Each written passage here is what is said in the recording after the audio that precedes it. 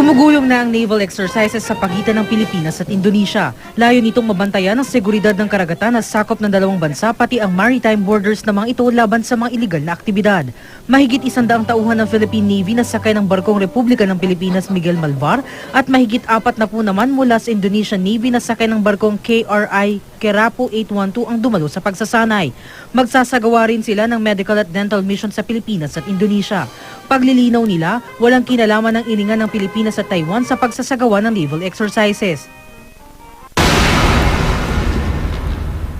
No-show si dating PBA import Jamil Corny sa arraignment na kanina sa Quezon City Municipal Trial Court.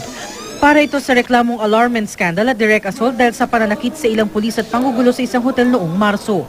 Nagwala noon si Corny dahil ninakawan umano siya ng $1,400. Ang isang pulis na sinuntok niya bumulagta.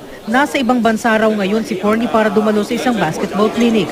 Ibinasura naman ng korte ang urgent motion for preliminary investigation na isinampa ng kampo ni Corny. Pero maghahain daw sila ng motion for reconsideration. Sa June 11, itinakdang ituloy ang kanyang arraignment.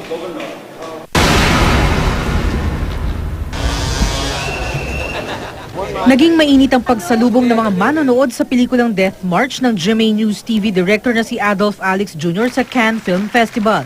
Kasama ni Direk Adolf ang ilan sa bida ng pelikula na sina Sam Milby at Jackie Wu.